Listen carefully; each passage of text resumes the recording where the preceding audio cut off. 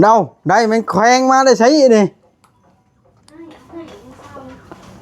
ฮะโอ้นมโอ้ยเอาให้เบิ่งเต้าไปว่าฮะมีให้ดึงข้าวมือเดียวนะเมียให้นึงข้าวมื้อเดียวทำลายเต่าบ่เดี๋ยวนี้ทุกเตาทิ้งอ้าวเป็นอันไหนจังเมียให้นึงข้าวจังว่าให้นึงข้าวเมียไปทางไหนไปเวียกบ่นี่ไปเอายาไปตัวยามาเบิ่งดูอันต้มหยังอันนี้ต้นไม้แกงไม้โอ้ได้หน่อไม้เสียวหน่อไม้กะไลโอ้อันนี้บ่ยาเท้านะลืมซื้อเลย เอิ้นว่ายานางอย่าลืมกดติดตามเพื่อเป็นกำลังใจให้ผมด้วยนะครับทุกคนขอบคุณมากๆครับพี่น้องโดยเปิดภาพขึ้นกันลุยเฮือนสาวเทืองมานี่พี่น้องพักเที่ยงตอนนี้แต่ว่าสร้างเพิ่นก็ยังถ่ายอยู่เฮาสิถ่ายคลิปก่อนโอ้ยหนวดยาวพี่น้องผมก็ยาวช่วงนี้บ่ทันมีเวลาดูแลตัวเองครับลุยเฮือนสาวเทืองเบาบางจักหน่อยก่อนพี่น้องคนไม้คนเสาขึ้นหากันแล้วเมื่อยถากอยู่สบายดีเด้อเนาะสบายดีเบาลิสบายดีอันเด้เบาลิกับหน้าดำซ้ำก้นบ่หนึ่งเมื่อแล้วพี่น้องหนวดยาวเขาสิเข้าไปเบิ้งน้องกระแตก่อนพี่น้องเพิ่นเฮ็ดหยังอยู่เนาะสิเข้าไปทักทายเบิ้งทางนั้นก่อนพี่น้องพักระยะเวลาพักเที่ยงแต่ว่าสิขึ้นไปเบิ้งช่างถากเสาก่อนเพิ่นเฮ็ดหยังก็กว่าเสียงดังเบิ่มๆอยู่ใครแน่แต่บ่แดดเด้สะพี่น้องอึบโอ้ยสบายดีเด้อสบายดีสร้างต่อเป็นผู้ขีดแบบให้บ่เดี๋ยวนี้สร้างคำดีกับสร้างเวียงเด้ถากเดียวเจาะแล้วถากอย่างเดียวลุยคาดว่าได้ย่อบ่มาเอิ้นน่าจะได้ย่อบ่มื้อนี้บ่ได้บ่ได้เจาะต้องได้ว่าโถกมานี่ก็สิได้ย่อบ่ได้ก็ได้ถากคะแนนแล้วไว้แล้วเนาะโอ้ยคันถากแล้วก็ไว้ล่ะ12ต้นพอนี่ยังมีไม้ผ้าแล้วนี่บ่มีไม้ผ้าเบิ่งเอาเนาะโอ้ยเป็นแล้วหรือบ่แล้วเมียงหั่นแล้วเนาะอ้าวน้องกระแตเฮ็ดหยังทางน่ะ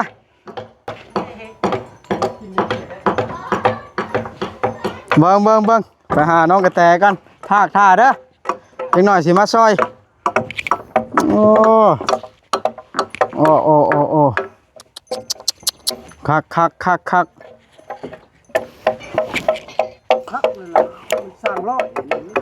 สร้างอันนี้ไผก็เป็นเบิดคนมันละไวเนาะจับเฮ็ดหน้าที่ไผหน้าที่มันรถบ่เด้อนี่ก็คักหาแล้วซะนะเบิ่งพี่น้องมาวัดนี่สิลงทางลัดบ่ต้องลงคันใดนี่ธรรมดาบ่ความโหด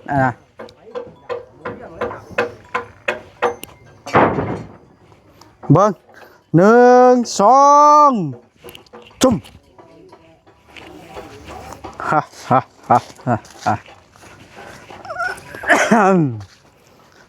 มาเบิ้งทางนี้ก่อนบ่ทันได้เข้ามาจักเทื่อมานี่โอ้สบายดี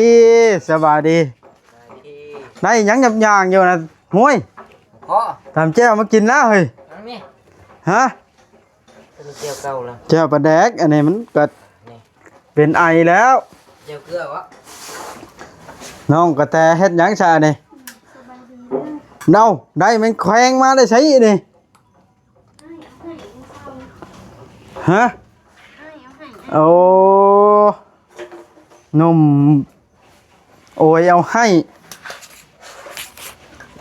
เบิ่งเต้าไปว่าฮะมีให้ดึงข้าวมือเดียว งนะ เมียให้นึงเข้ามื้อเดียวทำลายเตาบ่เดี๋ยวนี้ ถูกเตาทิ้ง อ้าวเป็นจังไดจังเมียให้นึงเข้าจังว่าให้นึงเข้าเมียไปทางใดไปเวียกบ่ เฮ้ยไปเอายาไปเอายา มาเบิ่งดูอันต้มหยังอันนี้ ต้นไม้แกงไม้ โอ้ได้หน่อไม้ เสือ หน่อไม้กะไล่ แม่ โอ้อันนี้บ่ยาเท้านะ ลืมซื้อเลย เอาเขาเอิ้นว่ายานางพี่ดอกพยาเท้านะสิได้เฮียนมาได้ใช้เว้าแบบนั้น โซเดียเท้า ฮะ ไปทำแจ้วไปกินมะข้อนะมีบ่รสดี บ่ เทเด้ โอ้แต่มันว่าก็ยังเหลือแค่นี้แหละ อ่า เกลือมันเสียเกลือเขานี่มันถือพวนขาเข้ามา ขออนุญาตพิษไอนะเดี๋ยวนี้ ขนม มีวันมึงกันเด้ไหม มันแข็ง เจ้าก็กินได้บ่นี่แมงวันบ่ทันตกบ่ ยังอันนี้นะ อ่า โบ้ก็กล้วยแต่ว่าอันกูชั่ว โอ้ยบ่กินได้ซะ กินกล้วยไหม มันว่าแต่วานนี่นะ กูชั่วเมื่อวานนี่ดิตัวอยากแบบเครื่องโซดไอ้สิบ่ ข้อนึง ฮะ เป็นนี่บ่ได้ปิดโอเคนั่น โอ้ยตัวนี้ก็คักคือกันแล้วมันสุกแล้วนะมาคุมื้อนี่ เพราะว่าเบิดเดือนนี้บ่ได้กินแล้วบัดนี้เนาะ อืม อยากสมนะบ่ได้กินสำหรับข้อย ไห้เจ้าเทือง มีขนมครับกิน เจ้าเทืองใส่ล่ะให้เจ้าเทืองตามแจ้วถือข้อไปกินนี่เป็นมะข้อแล้วไผไปเอาอันนี้ เดี๋ยวเมื่อวานนี่ดิ กับไผอะนะ ขึ้นยาก็เพิ่นนั่นนะแข่งพลแบ เอบ อืม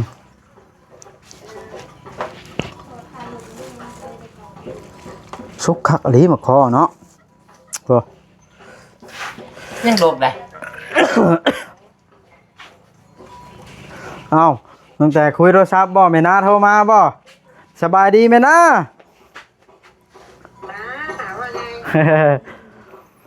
มาเบิ่งน้องกระแตแกงหน่อไม้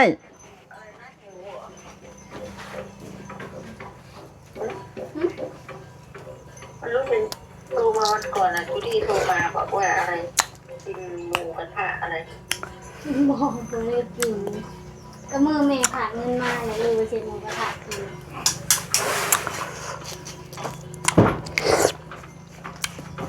อืม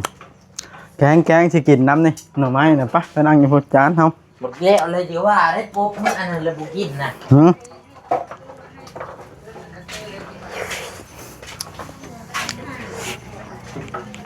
อันนั้นเด้อข่อยสิเอาเด้อตัวในทงยางในเจ้าเอาตัวอยู่กลางเด้อ เอาเลยเอาเลย คันฉันเจ้าเอาตัวอยู่ทงยางข่อยเอาตัวกลางไหน อยากเด้นี่สมมะเคาะอ้าวเชียร์มื้อใดใส่หญ้านะทั้งหน้าคือแปลนทั้งหน้าเหงาม่วงฮะ แค่มือมันเสียหักมันไม่หนามนะไอ้หนุก เออ ประชาคุกใหม่ต้องปลูกไปเลยไม่ใช่เอาพวกหมี่ปลูกเก็บเป็นแถวเป็นแถว แม่นบ่ ตั้งนี้บอกเลยชวนพักเช่นว่ามีแต่พักมะพริกมะเขือกระดกและจอกมันทำมันจีจับ จับจังหน่อยมันก็เป็นแหละ มันจะดูกะแบบว่า อ่อนเนาะ ออมกบมากี่ตูนะ อ้อมกบเนาะได้อ้อมปลาดุกนั่นกว่าอย่ามาขึ้นกันนะเฮ้ยบอกเลขบ่เด้อนี่พันเลขยังจานคืนนี่ เงินนี่เงียบแล้ว ฮะ เงียบแล้ว เฮียบ่ได้ บ่มีแล้วเป็นพันนี่ คอยพันเลขเด็ดแล้วได้คอยนะ เด็กเนี้ย ยังบ่ได้เล่าดอกมันสิยึดลุยเล่ามันลุยได้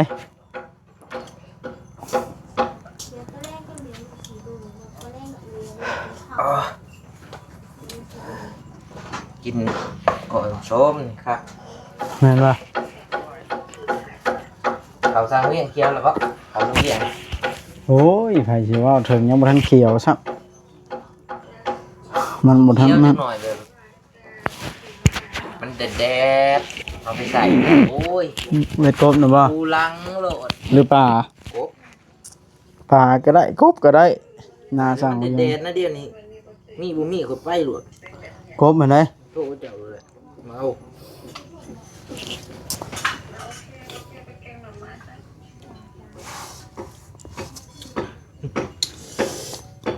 เดี๋ยวจิต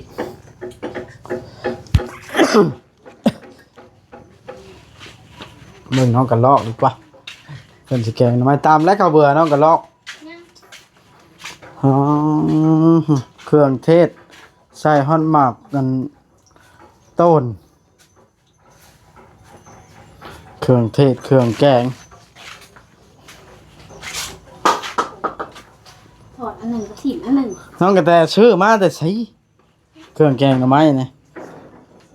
เอาไปซิโนบ่เดี๋ยวนี้นึกว่าชื่อรถพุ่มพวงซั่นเนาะ เพิ่นบ่ได้เข้ามาได้ยามฝน เข้ากับโบคอยมีได้ ฮะ เขาบ่ได้เอามา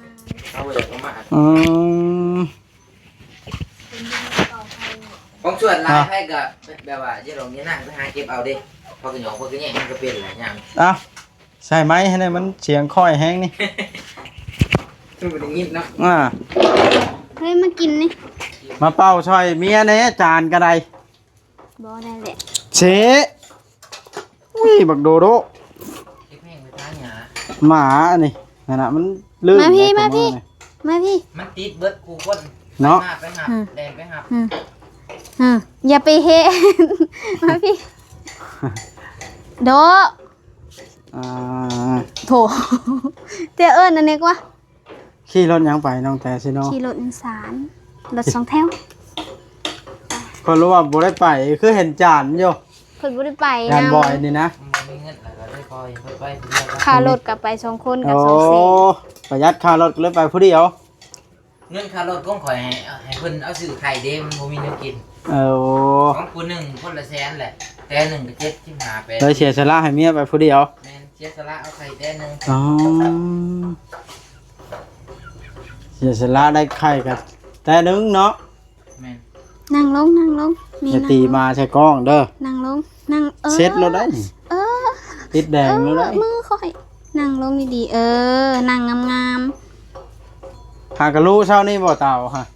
ๆเมียให้หนึ่งเขา ให้เมีย ร้อนแตกไปเพิ่งแล้ว มันลีนมันแตกอะนะบ่ว่าลีนมันแตกแล้วเพิ่นจะไปเฮ็ดได้จังว่าแตกกูเก่าแล้วจะสิออกไป ไป ซื้อ ว่าสิความเอานะมันออกมันสดออกเบิด อยู่เนาะเต่าซื้อตั้งแต่มาทำอีทผูก ได้จักเดือนแล้วได้3-4 เดือนเลยเฮ้ยเด้อ ให้3 เดือน พอเฮาเฮ็ดเฮาบ่ค่อยเฮ็ดเด้บ่ได้เคลียร์แฮงเคลียร์เอาขี้เถ้าออกอะถ้าอีไปซื้อลีนมันเลยมันบ่มี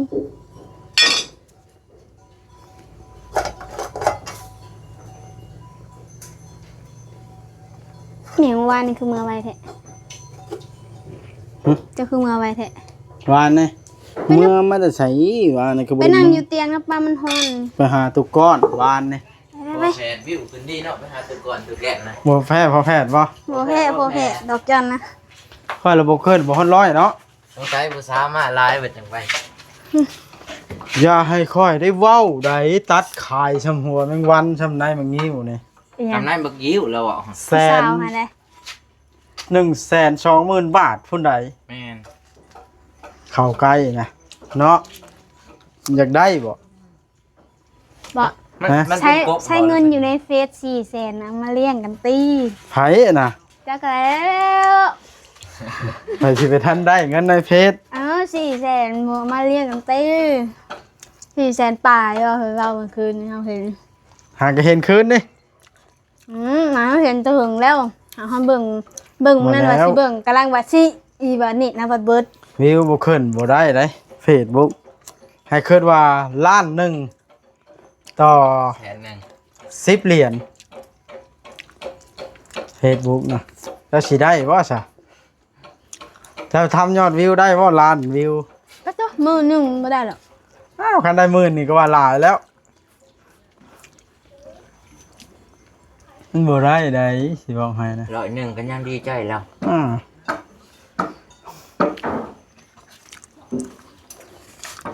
แกงแซ่บๆเด้อหน่อไม้สิมากินน้ำเด้อ มันจะกลายเป็นดงกล้วยเถื่อนไป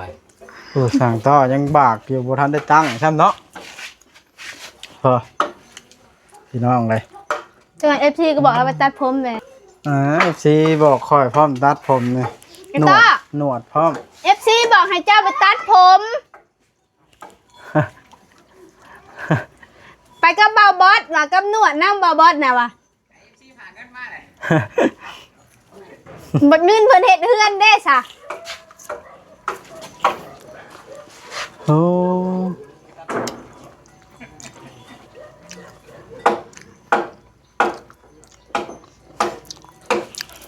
ได้เอามือกินเลยเลย ก็สิเอาไปซิวซางกิน อ้าว เดี๋ยวพาเอาปลาไว้ก่อนถ่ายคลิปแล้วกัน มันบ่เบิดเอามือสู้เอื้อยกินน้ำพอได้เข้าห้องน้ำสดกัน บ่กล้าเอามือแล้ว เป็นหยัง มันสิเจ็บท้องเบิดเฮือน จะเก่าเอื้อยมาหรือยังวะ เช้านี้พากันกินข้าวยังเช้านี่มายังเห็นล็อกอยู่น้องกระแตไปตอนไหนเซโนนะ 7:00 7:00 ไปก่อนข่อยมาดิ จะมาจากมั้ง 7:30น อ้าวบ้านคือยังเห็นล็อกอยู่ซะ นี่หรอกอันมันแหล่น้ำเฮา บ่แม่นงัวเขาปล่อยงัวยามเช้า มื้อน่ะเฮาสิว่าพากันนั่งอยู่นั่นผู้หนึงนอนลิ้นอยู่นี่ผู้หนึงงัวเข้าบ่ฮู้เมื่อทางนั้นกระโดดเข้างัวกะ ทั้งน้ำบักจับเดี๋ยวมันเขามันโดดเขา เลยตายไปแล้ว จะบูข่อยเบิดแล้ว บ่มา จะ อาบ บู ในห้อง แพ้ น้ำ บ่ยังบ่เหลือจนเบิดบุญแน่แต่ว่ามันบ่กินกกใหม่กกปลูกก็คือบักม่วง แต่ว่าน้ำไม้ข่อยใต้แล้วก็หนึ่งมันถอน มัน เลย เหยียบ โอ้พวก หาก ล้วย เงินอยู่มันเข้ามานี่มันบ่กินโกมักม่วง ห้ามตัดทิ่มแล้วก็กล้วยไว้กินหมากมันได้เป็นหมากแล้วทอดกิน ได้มีกระตัดแต่ใบมันเลยคำเห็นว่าเฮาบ่ตัดผัดคือล่อตางัวนี่แหละ โอ้แพงไว้ห่อสมเดือนเก้าเนาะจาน จักมือได้ ใกล้เลย สินะไปตอกมาเตรียมละ โดโด โลหนึงก็ได้หลายได้บ่ว่าโหชม ในลายห่อว่า เจ้านี่เพิ่นสิงามแล้วมันจัง ในลายห่อว่า ห่อหนึ่งซ้ำนี่ตอนสินะใส่ซ้ำบ่มื้อหนึงนี่แหละเนี่ยประมาณนี้ห่อหนึ่งแต่ว่าห่อเท่าแขน แน่นอนเขาขายเด้บดขายออกมาโอ้ เฮาห่อบ่เป็นเฮาอยากอยู่จะห่อเป็นบ่ ส้มนะซื้อชีสมาได้สีห่อนี่ ได้ แล้วปั่นกันคุ้นเครื่อง ได้หักใบตองเจ้าได้เฮาบ่ให้ได้ใบตองอยู่เฮือนเฮาคนละครึ่งน่ะเด้ เนาะจานให้หมดได้มีเงินขู่มือนี่เพื่อเงินเดือนอ้ายสิออกจังหวัดสิเอาไปใส่เติมน้ำมันฮะไปต้นอ้ายแหน่เพื่อเงินเดือนอ้ายสิออกเอาเงินได้ใช้เติมน้ำมัน ไปชุดได้ลงตึ้งนั่นแล้วได้เครื่องใหม่ได้น่ะ งานการกับบริษัทอยากได้โทรศัพท์ใหม่แห้งเดี๋ยวจักเช็ดได้ ปล่อยยังอยากได้ ฮะ แบบของบ่เตียงอะดิรุ่นนี้ยังเกินมีแค่12 13ล้านน่ะ โด อยากได้แบบของบาเตียง หักมันมือสอง มือสองดิมันบ่เป็นมือหนึ่งแบบว่า แบบ กล้องมันก็แจ้ง กล้อง แล้วเอามาถ่าย แล้วก็ความจำเฮามักแบบว่าให้ความจำมันได้หลายเฮาถ่าย ความจำ เต็ม โท ไว้ รศัพท์เจ้าเท่าใด อันนี้ นี่ ละเช้านี่แล้ว มันจักปีแล้วบัดนี้เอา หากัน3 ปี ผู้บ่แม่นดอกบ่ได้จักปีแล้วจะเฮ็ดช่อง YouTube 3หรือ4 3 โอ้มันคุ้มค่าแล้วบ่บอสมันยังอยู่นำเจ้าฮอดคู่มือนี่นะ โอ้ของแท้ได้ทำเงินได้เป็น20,000 บาทแล้วนะนี่ เจ้าเบิ่งนี้มันบุน้ำบุผลน้ำเจ้านะตกตั้งแต่หัวคันไดเฮาขันที่4ขันที่5ยังบ่เป็นหยังค่ะ แต่คราวนั้นเนาะ โอ้ย ข้าวนี่ก็ไม่เหี้ยหลายเตือแล้วตกก็หลายเตือแล้วไม่ก็ คือสิระแวงเนาะเว้ยของแพงอะนะบ่บอส โอ้ไม้นี่แพงแท้นั้นนี่ อันนั้นเลย เบิ่งอ้ายสิจบคลิปแล้วมาแล้วกินข้าวอ้ายสิมาถ่ายอีก เชื่อแล้วแล้วจนมันก็จุกแล้วแกงอะไร หากินรถกันสุกไว้ปานนะอ้ายสิเฮ็ดเวียกก่อน เอาต้มน้ำเดียวเนี่ย เอาแกงซะสุกแล้วเอิ้นเด้อ การันตีให้ตัวได้นี่แล้ว จักเดือ เอิ้ น นเด้อ ถึงนะโอ๊ย มันสิฮอดเพิ่งมื้ออื่นย่อแล้วก็ตอกพาแล้ว สิเว้าหยอกลูกเวียงลูกเวียงมืดแล้วบ่เฮือนน่ะ บ่มื้อนี้วันที่หยังวะเช้า6บ่เช้า7วันที่30ให้ได้ขึ้นเด้อ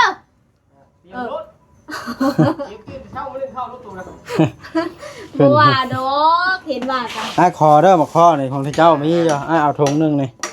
ที่เจ้ากินอยู่หั่น ปล่อยสิไปใส่เวทกบอยู่นะเจ้านะ โอ้ได้พายน้องแต่พี่น้องเอ้ยอืมนี่แหละน้องแต่เพิ่นกำลังสิแกงหน่อไม้ใช้ละอันสาวเทืองนะฮะลูกเป็นไข้บ่ฮะลูกเป็นไข้บ่สาวเทืองสวัสดีตำแจ้วให้นึกว่าสิชูช่างกินนี่ โอเค นี่มาข้อซุกนี่เอาพี่น้องคลิปนี้จบซ้ำนี้ให้สาวเทืองตำแจ้วกินมาข้อชูช่างจบคลิปกัน